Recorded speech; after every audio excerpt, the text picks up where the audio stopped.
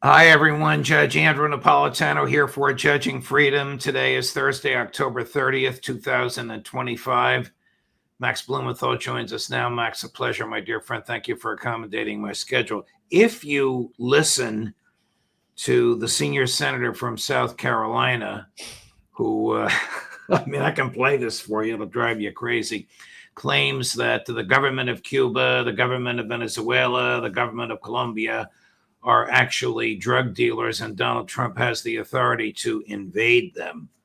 It makes me wonder if the CIA isn't already present in all three places. We know they're there in Venezuela because Trump foolishly announced it, trying to destabilize the governments. Is it your understanding that American intelligence is trying to destabilize the governments of all three countries, even though the Cubans can barely buy food, much less sell drugs? Well, you can hardly call it intelligence. I don't think the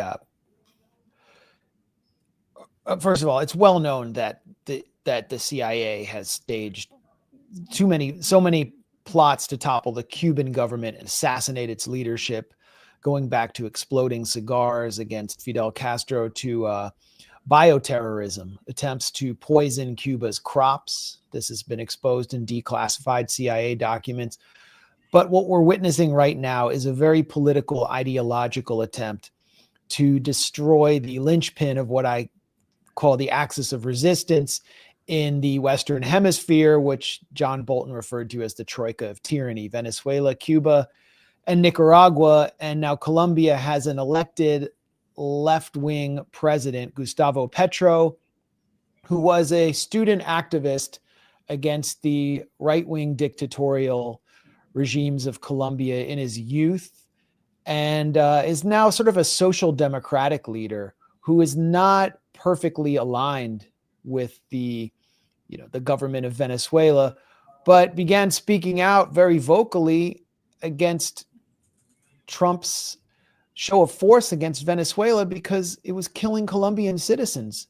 A Colombian fishing boat was attacked in the Caribbean by U.S. drones or U.S. naval forces.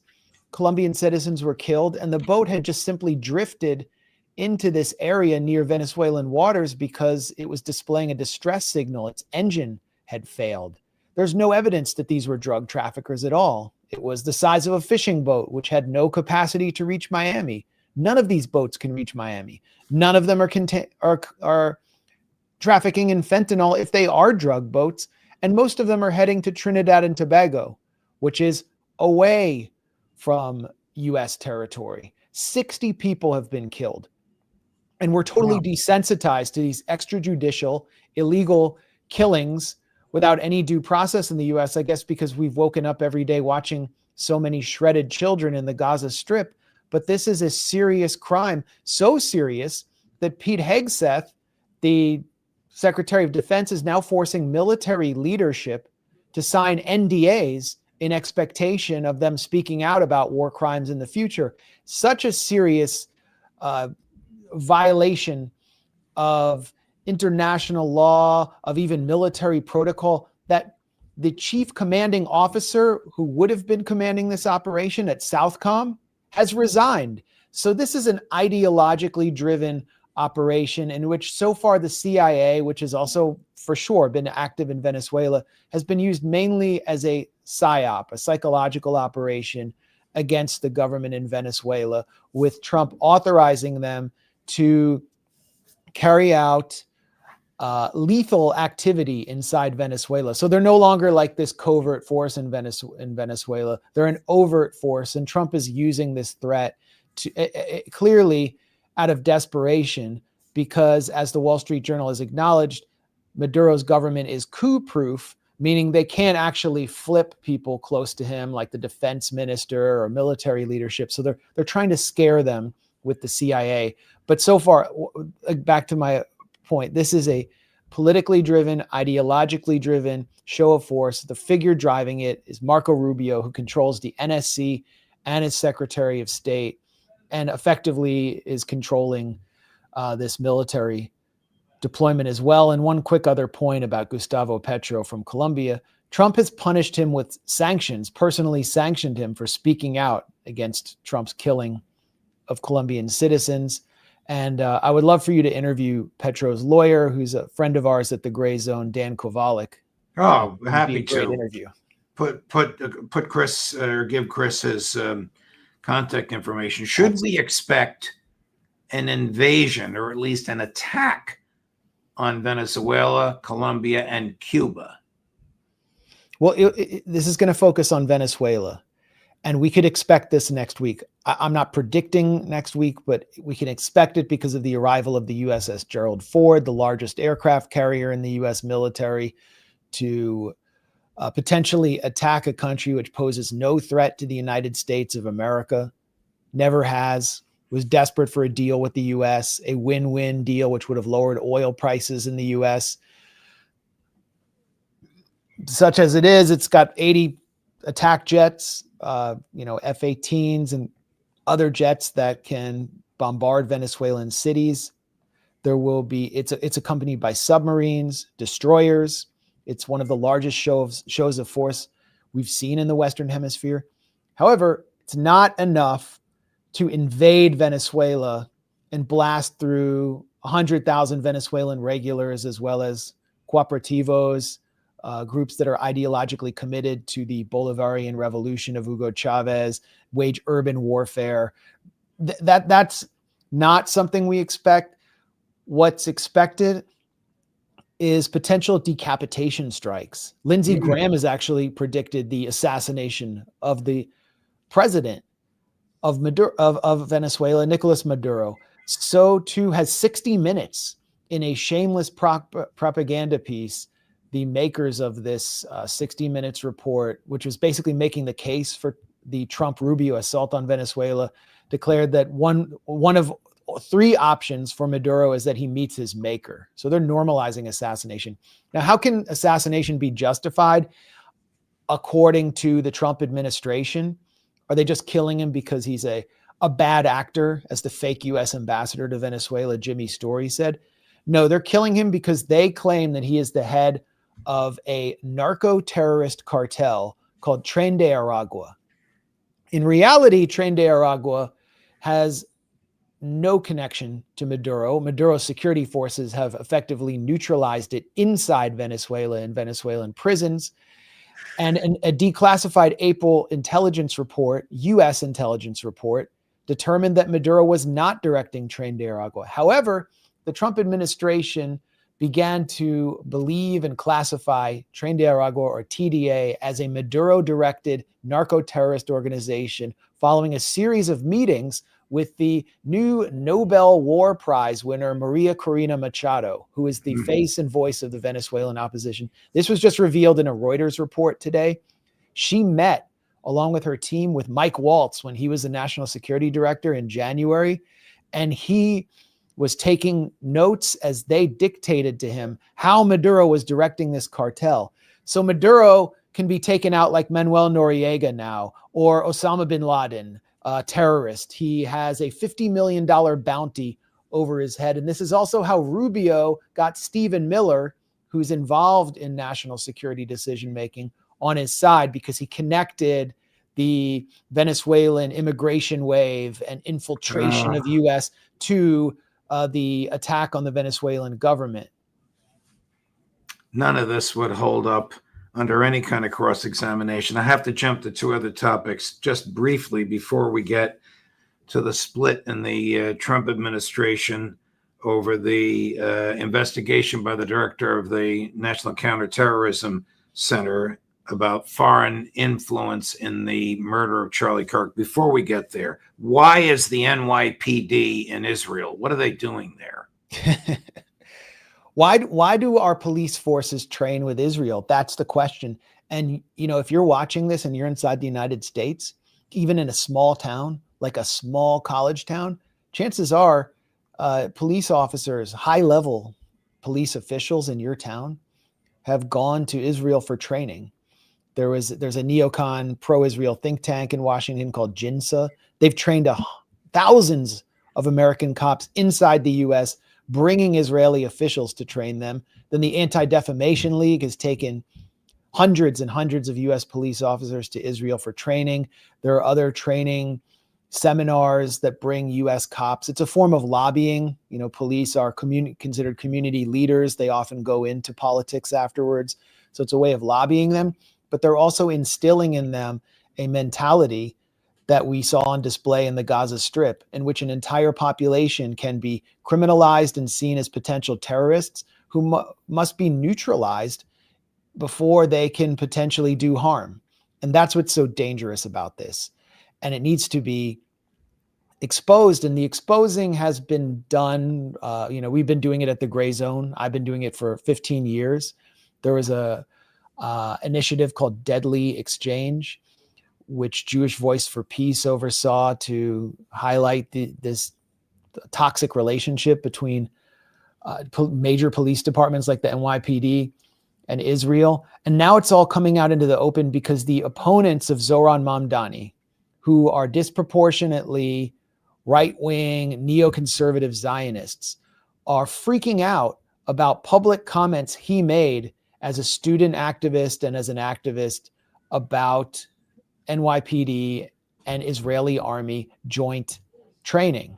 And I'm so glad they're bringing these factual statements that Zoran Mamdani made out into the public as their 11th hour Hail Mary pass to defeat him, because it's helping to educate the American public on something that I think very few of them would support. Like, let's put this to a vote, or at least poll New Yorkers. Do you want the NYPD maintaining a liaison office in Kfar Saba, Israel? Why do they have an office in the heart of a country that just committed genocide and is in a perpetual state of war, whose own police abuse its citizens at massive rates?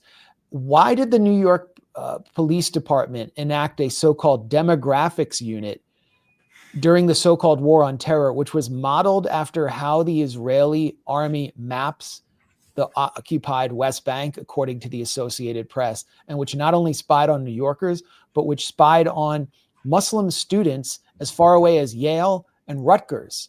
Right. Why was that there? Why why are NYPD leadership, from Eric Adams' cronies to Jessica Tisch, the current commissioner, to another deputy director of counterterrorism, Rebecca Weiner, so involved and supportive of Israel and so determined to crack down on Palestine solidarity activism inside New York? It's not normal. And I think New Yorkers deserve to know the truth. And Mamdani's election, now the New York mayoral race, is now become a referendum on NYPD training with Israeli genocidal apartheid army forces. And I'm glad to see that happen, because New Yorkers will repudiate this relationship by electing him. And then it's up to him to actually start unraveling the relationship that he has condemned so many times as a student activist. Look, Max, I live and work here. The exposure of all this is just driving more of his base to the polls. They think this is going to help Andrew Cuomo. Now, Andrew's a longtime friend of mine, but if they think this is going to help Andrew Cuomo, they are totally misreading things. When was the last time you spoke to Andrew Cuomo? When is the last time I spoke to him? I would say about 3 or 4 months ago. Before the June primaries, the last time I spoke with him. Let's get to the issue at hand.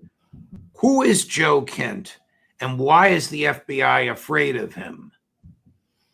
Well, Joe Kent was a CIA field operative who was active in Syria.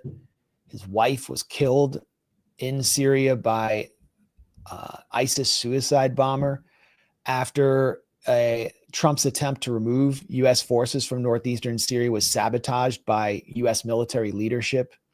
He's someone who has some anti-war tendencies, particularly in the Middle East. Ran for Congress in an area outside of Portland, and was defeated by a kind of neoconservative Democrat. It really felt like a kind of U.S. intelligence-oriented Democrat who was liberal on social issues and pro-war where it counted, had a massive infusion of money, Marie Gluesenkamp. And she's voting for like every war now and every aid package to Israel. Joe Kent was brought into the U.S. Counterterrorism Center under the watch of Tulsi Gabbard as the director of national intelligence, against the objections of many neoconservative Democrats. And he has been pretty much kept out in the wilderness, as far as I understand, along with Tulsi Gabbard, by these figures in Trump's inner circle, especially Trump's chief of staff, Susie Wiles. And now Joe Kent has fallen under attack from the FBI director, Kash Patel, someone who has pledged total fealty to Israel during his nomination as FBI director and in a series of interviews, because Joe Kent was seeking more transparency on the assassination of Charlie Kirk, specifically on whether there could have been other accomplices, other shooters, and the involvement of foreign governments. And we can imagine which foreign governments might frighten FBI leadership and the Trump administration itself, which a particular foreign government that Donald Trump himself appears frightened of. That foreign government would be the one whose head twice publicly denied that his government had anything to do with the murder of Charlie Kirk. Do we know exactly what trail Kent's investigators are on and what evidence they have, and why the FBI is so animated about this, that somebody with intel experience would be looking at their records? What are they afraid he's going to find? Well, first, it's a turf battle. Patel is trying to discredit Joe Kent, painting him as a conspiracy theorist, painting the forces around Joe Kent that do not trust the official story or the way that the FBI's handled this investigation. They're trying to discredit them before they can obtain anything that might undercut the official theory. The official theory is unproven, but the official theory has enormous political gravity, because if Tyler Robinson can be found guilty as the lone shooter who shot Charlie Kirk to impress his furry friends because Charlie Kirk made anti-trans comments, then it justifies a massive security state crackdown on the left. It was sort of the GOP playbook, and Netanyahu's playbook, by the way, to paint Tyler Robinson as an Antifa leftist who might even be somehow connected to Muslims in Palestine, to just use him as the justification for a new COINTELPRO. And as soon as Joe Kent starts moving in and questioning that, it undercuts the momentum to crush the left, to crush protest, to crush dissent. And that's why I assume it's Kash Patel himself, but also forces around him, told the New York Times when they reported this that they believe that Joe Kent's attempt for greater transparency is complicating the prosecution of Tyler Robinson. In other words, it's complicating their attempt to achieve a desired political result by pinning the blame entirely on him, when I guarantee you, if you put a poll to the majority of Republican voters, but especially younger supporters of Donald Trump, they will not believe the official story at all. And so I think if you want to make that prosecution legitimate and credible among your base, then you want more transparency, but they're freezing Joe Kent out because they seem to be afraid of something. Now, he has a team of investigators, some of whom are ex-FBI agents, others ex-other agents in the federal government. Has his investigation been shut down, or is he still pursuing it? I don't know. Another reason they would want to shut it down, though, is Miriam Adelson, Ike Perlmutter, all these pro-Israel Zionist warlord donors. They don't want anyone, poking around for some kind of Israeli tie there. They want to shut this down before it even starts. And so, you want them to fund your successor, J.D. Vance, his campaign. J.D. Vance just described Miriam Adelson as a friend at a TPUSA event. Then you got to just cut this off. You can't have them Not even whether or not Joe Kent actually obtains anything usable or actionable. You can't have figures in your administration looking for a potential Israeli angle. The Daily Beast headline, you've probably seen this. Keystone Cash, that's Kash Patel, starts MAGA civil war over wild conspiracy claims. That's a classic Daily Beast headline. The MAGA civil war has been raging for months and months. I think October 7th ignited the MAGA civil war because there was always going to be an element that existed in the shadows of Pat Buchanan within MAGA that was suspicious of Israel's role and actually disgusted with its role in U.S. politics. And they're now stronger than ever, as you can see from J.D. Vance at his latest event in Mississippi on the TPUSA tour, getting asked about Miriam Adelson's influence, getting asked about Trump's conflicts of interest. If you see from Marjorie Taylor Greene's comments about Israel shattering the ceasefire and slaughtering over 100 civilians in a day. Israel just attacked Khan Yunis today twice. J.D. Vance said, well, Trump is applying leverage. Where's the leverage? He's getting criticized from within MAGA on these very core issues. So the fight over who killed Charlie Kirk is really a proxy for these deeper issues.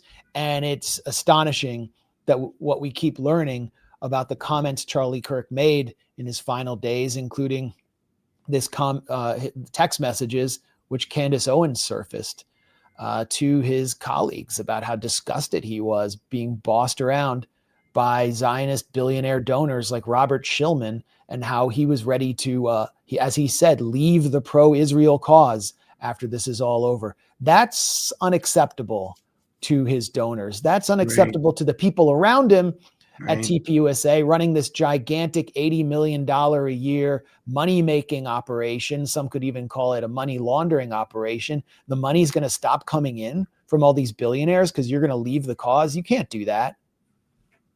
Why did Netanyahu twice deny that Israeli agents were in any way responsible for Kirk's murder? Because so many people believed they were. And I never said there was evidence for it. I never said it. I just reported on the reality of Charlie Kirk's final days and his misgivings about having been so supportive of Israel as he came under what he called explicitly moral blackmail from big Zionist donors to TPUSA. So everybody began to believe it. And why wouldn't they believe it, considering that Israel runs a global assassination machine that kills anyone perceived as a threat? Former Mossad director Yossi Cohen said in a recent interview in English that Israel has infiltrated cell phone devices and other communication devices in every country in the world. They've not only infiltrated them, they've tampered with them, as they did with the pagers that were turned into exploding terror devices in Lebanon. I mean, they're openly boasting about it. So why wouldn't people have these suspicions? Let me get this straight. The FBI is afraid to have a team of professional investigators conduct a companion investigation to theirs to see if Robinson was a patsy for or otherwise influenced by a foreign government. They're not interested in the American public. The FBI is not interested in the American public knowing an answer to that. Yes, and this is the deep state that Donald Trump's claimed to campaign against. The deep state's in control. The civilian authorities who are U.S. intelligence veterans, FBI veterans who are acting in a civilian capacity are not allowed in the room. They're being frozen out. As they were, by the way, during the run-up to the U.S. bombing of Iran on Israel's behalf. It's like the same thing. Only the Mossad stenographers were allowed in the room. Only the sort of deep state figures. You know, you alluded to this earlier, and it's now resonating with me. We haven't heard a peep from Tulsi Gabbard in about a month. Is she totally on the outside? Does she have nothing to do with the intelligence community briefing Trump? There is legislation introduced in the House of Representatives to make her the principal briefer, or her office the principal briefer of the president. And that legislation is meeting resistance from the neocons in the House. I mean, she was kept out of the briefings over Iran during the fateful days before Operation Midnight Hammer. I assume she's being kept out of critical briefings on Venezuela, which she used to clamor about, but which she disgracefully helped create fodder for by undercutting the declassified U.S. intelligence assessment, determining that Maduro had no connection to or control over Tren de Aragua. And Tulsi Gabbard condemned the U.S. intelligence officials responsible for that brief and just made the political declaration that Donald Trump and Marco Rubio and the Venezuelan opposition wanted. So the only time she seems to surface is when it's politically expedient for Donald Trump for her to speak. And it's a rather pathetic performance. I mean, I think at this point, if you're forced to squander all the principles that made you who you are after coming out of the morass of Anbar, Iraq, and watching your fellow soldiers get killed in another war based on deceptions and lies for oil, resources, and neoconservative geopolitical control. If you're not going to resign, then you've basically discredited yourself. Max, thank you very much. Thank you for bringing this remarkable story that the Trump administration is trying to suppress, even though there was a piece about it in the New York Times. Who knows who they interviewed? But thank you for bringing this to our... Judge, here's another story. Where's Charlie Kirk now? How was he? What happened with his body? Was there an autopsy? Was he not buried in a legitimate tomb? If so, I don't know what kind of cemetery is it? Is it a Protestant cemetery or a Catholic cemetery? And is he in an urn or is he in a coffin? Where's the autopsy? There's so many questions that still need to be answered here. Wow. We're going to keep pounding away at him. Thank you for bringing this to our attention in such an intellectually honest and articulate way, as you always are. We'll talk to you again soon. Thank you, my dear friend. Thanks a lot, Judge. Wow. This story is not going to go away because of people like Max with their personal courage and intellectual honesty, and because of the curiosity that all of you legitimately have about it. Tomorrow, Friday, 4:30 in the afternoon, the Intelligence Community Roundtable. My goodness, do we have a lot to talk about. Ray McGovern, Larry Johnson, and yours truly, Judge Napolitano for Judging Freedom.